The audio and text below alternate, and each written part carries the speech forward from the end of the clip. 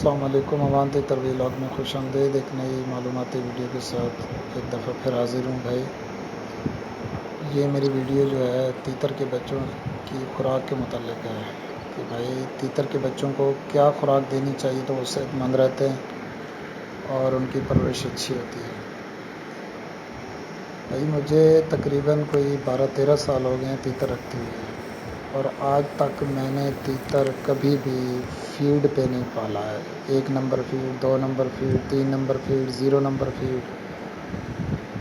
میرے بھائیوں، آپ نے دیکھا ہوگا، آپ نے چکن کو بھی پلتے ہوئے دیکھا ہے کہ 40 دن میں وہ تیار ہو جاتی ہے، اور اس کے بعد ہم اس کو کھا بھی لیتے ہیں۔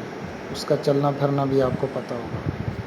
تو میرے جو بھائی اپنے تیتروں کو فیڈ دیتے ہیں، پہلی بات تو یہ ہے کہ بھائی میرا اپنا تجربہ ہے کہ جو تیتر سیخ یعنی دیمک پہ پلتا ہے، چاہے وہ لکڑی والی ہو یا گوبر والی،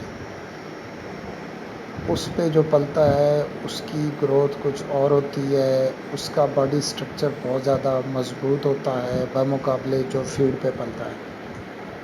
تو میں تو اپنے تمام بھائیوں کو یہ گزارش کروں گا کہ جو اپنے تیتر فیڈ پہ پالتے ہیں یا کیڑوں پہ پالتے ہیں تو بھائی خدا را کیڑوں پہ پالنا یا تیتروں کو فیڈ پہ پالنا چھوڑ دیں۔ وجہ کیا ہوتی ہے کہ آپ کا تیتر جب پیدا ہوتا ہے وہ صحت مند ہوتا ہے۔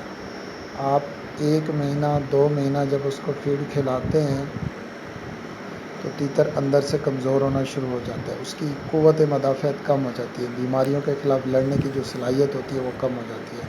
تو آپ کا تیتر جو ہے ایک وقت ایسا آتا ہے کہ وہ کھانا پینا چھوڑ دیتا ہے۔ ہاں، کچھ لوگ جو ہے اگر مثلاً ایک ٹائم پہ فیڈ دیتے ہیں، دوسرے 2 ٹائم پہ کچھ اور خوراک دیتے ہیں تو وہ زیادہ لمبے عرصے تک زندہ رہتے ہیں۔ لیکن اگر جو میرے بھائی 3 ٹائم فیڈ دیتے ہیں، ساتھ میں پانی بھی بہت کم دیتے ہیں، تو وہ فیڈ ہضم نہیں ہوتی، وہ فیڈ بہت زیادہ گرمی پیدا کرتی ہے اندر، تو باڈی جو ہے وہ ہارمونک ایکشن جو ہوتے ہیں وہ تیز ہو جاتے ہیں، اور اس طرح گروتھ تو بہت اچھی ہوتی۔ مثلا آپ کے سامنے آپ کا تیتر بڑھتا ہوا محسوس ہوتا ہے، لیکن اس کی ویسے جو ٹوٹل لائف ہوتی ہے وہ کم ہونا شروع ہو جاتی ہے۔ تو میری آپ تمام بھائیوں سے گزارش ہے کہ آپ نیچرل فیڈ دیں بھائی اپنے تیتروں کو۔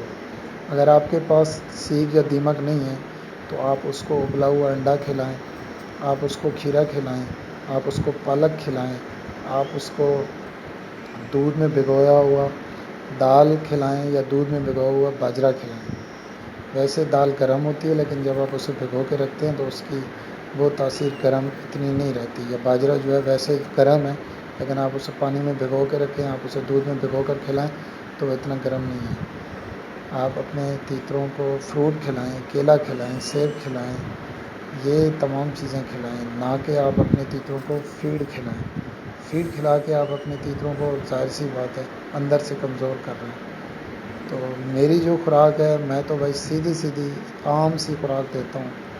صبح کے ٹائم پہ گوبر یا لکڑی والی دیمک، جو ہم مثلا مختلف ہم گاؤں میں رہتے ہیں تو مختلف جگہوں پہ گوبر دبا کے رکھتے ہیں تو اس میں سیخ بن جاتی ہے، وہ کھلاتا ہوں۔ دن میں 1 دن کھیرا کھلاتا ہوں، اور 1 دن جو ہے تندور والی روٹی دودھ میں بھگو کر وہ کھلاتا ہوں، اور تقریباً 2 سے 3 کے درمیان ایک ہی دفعہ پانی دیتا ہوں شام کے ٹائم پہ۔ پھر جو ہے گندم اور چنے کا آٹا جو مکس ہے اس میں 2 بادام ملا کے، جتنے بچے ہیں اس کے حساب سے 1 بادام آپ نے شامل کرنا ہے، وہ ان کو طاقت بھی دیتا ہے اور ان کی گروتھ بھی اچھی ہوتی ہے، تو وہ کھلائیں اس کو، اس کی گولیاں بنا کر وہ کھلائیں، تو آپ کے تیتر ماشاءاللہ بہت اچھے ہوں گے۔ بھائی میں نے کچھ ویڈیوز دیکھی تھیں تو ان کے حساب سے میں نے کہا کہ چلو میں اپنی جو خوراک ہے اس کے لحاظ سے بھائیوں کو بتا دیتا ہوں کہ کیا کھلانی چاہیے۔